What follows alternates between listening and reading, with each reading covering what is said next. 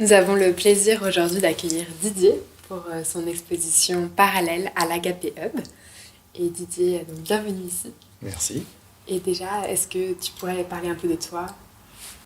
Alors donc voilà, je m'appelle Didier Eslan. Je suis né en France, j'ai grandi en France, mais j'ai fait un petit détour aux États-Unis où j'ai passé 20 ans de ma vie là-bas, rencontré ma femme, commencé une famille, et puis il y a quelques années, on est tous venus évidemment vivre en France et on a commencé à travailler avec Agapé et spécifiquement à Paris avec Agapé Art. Et on a passé 7 ans. Donc c'était une belle aventure. Et même si aujourd'hui on habite en Floride, c'est un plaisir d'être de retour sur Paris et d'être avec la famille d'Agapé. Merci pour cette invitation. Et est-ce que tu peux nous parler un peu plus de ton exposition? Qu'est-ce qui t'a inspiré? Alors à la base, c'était lors d'une étude biblique. L'étude biblique était sur le texte de Jérémie, chapitre 18, où Dieu invite Jérémie à se rendre chez le potier, où il a envie de lui communiquer certaines choses à travers ce que le potier est en train de faire. Et moi, j'ai voulu me rendre chez le potier, découvrir pour moi-même peut-être des choses que j'avais besoin d'apprendre. Et alors, pourquoi ce parallèle d'image entre le corps humain et également des poteries?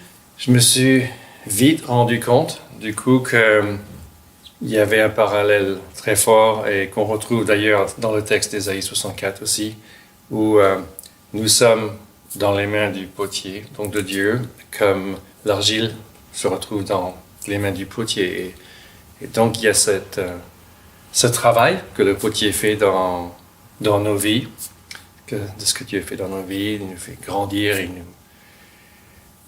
offre un plan merveilleux, nous avons une fonction, un rôle à combler. Et donc j'ai découvert comment le travail du potier est complexe, comment l'argile, elle doit se laisser travailler, mais c'est un défi. Et je crois que ça reflète bien comment nous-mêmes en tant qu'êtres humains, nous avons souvent à cœur de faire des choses ou prendre des décisions personnelles, souvent indépendantes de Dieu, mais Dieu est là pour nous garder sur le chemin, nous garder dans ses mains. Okay. Merci beaucoup pour cette explication. Et pour finir, est-ce que tu peux nous présenter une de tes œuvres?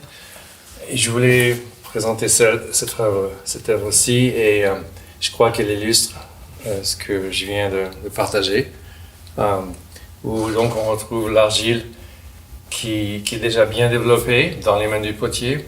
Et je me souviens comme si c'était hier, comment le potier décrivait que cette argile, elle est fragile, elle est en train de grandir, et pour la contrôler, le potier doit exercer une certaine fermeté, mais aussi il offre une certaine tendresse. Les gestes du potier sont délicats, sont sensibles, et c'est vraiment un travail de finesse, et un travail qui prend du temps aussi. C'est pas faire la va-vite. Et c'était magnifique de voir ce processus. J'ai appris plein de choses sur la poterie, mais surtout sur moi aussi. Merci beaucoup, c'est un plaisir de t'avoir parmi nous.